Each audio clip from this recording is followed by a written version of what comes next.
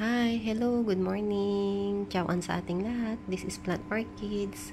Kumusta kayo guys? Medyo inactive tayo sa YouTube lately kasi abala na tayo sa dalawang chikiting natin na pumapasok na sa school. So, ayan, for today, we will be featuring my lithops, or they call it the living stone. Yeah. So, ayan guys, nagkakape ako, pero sobrang init pa niya yan. Kaya, tinakpan ko muna siya dyan. Mamaya ko na siya inumin. And, now, we will go to our topic. So, our today's topic is our lithops, or they call it the living stone. Yeah. So, I actually bought these 2 pots here last December, and it's been like 8 months. Yes, 8 months na po sila sa akin. At itong both pots na yan is full of lithops yan guys. Punong-puno sila dati. As you can see, kukunti na lang. Ayan. Meron akong alaga dati guys na lithops, parang 2 heads lang siya. Ay no, it's 3 heads. Oo, nabili ko yung 3 heads. Tumagal sila sa akin ng 6 months. Actually, mas matagal pa sana. Kaso lang nasagi kasi ng kapitbahay namin, nahulog. Tapos nung nahulog at ni-replant ko, yun, tuloy na silang nabulok guys. So, ayan, I decided to have a new one. Kaya bumili ako last December.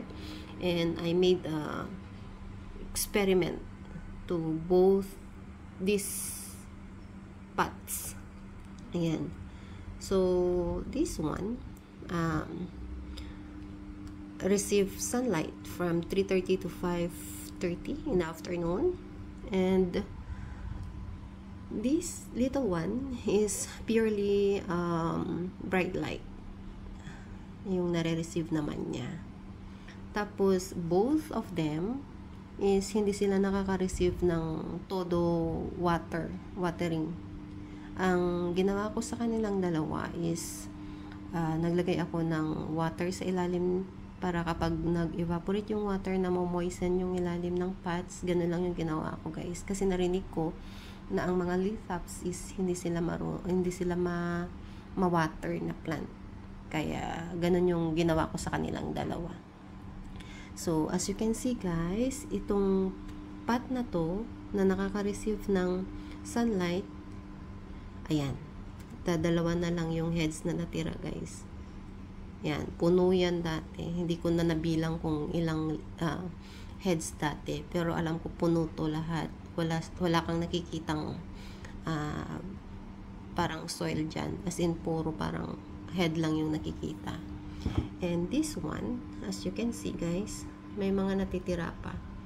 1, 2, 3, 4, 5, 6, 7, 8, and 9 heads. Ayan. So, bright light lang yan siya guys. So, hopefully na tumagal sila sa akin para hindi na ako bumibili pa ng panibagong plant kasi gusto ko talaga sila guys. Mahal ko talaga sila. Kaya kahit siguro pag nawala sila, bibili pa rin ako ng new plant kasi gusto ko talaga sila. Yan. And this little cutie here, the story of this one is nung nag-check ako ng mga plant dito, nakita ko na parang bulok na yung stem. So, hinugot ko lang siya and tinapon ko dun sa pot na tapunan ko ng mga dried leaves, tsaka mga bulok na dahon na pot. And then, pumunta dito yung asawa ko, kasama yung mga kids namin kasi nagbakasyon sila dito last June.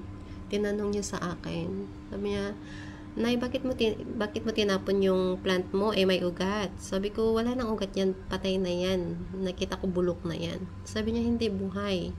Tapos, ayan, itinanim niya guys, tapos pinatong lang niya dun sa may ng orchids ko. And, ayan na. Ayan, tinanim niya yan nung June. Ngayon, August na guys. Ayan. This little cutie. And mabigat yung pot kasi daily siyang tutubigan. Actually, yung dati kong alaga na tatlong heads, nakapat sila sa ganito. Bali, tatlong pots na ganito.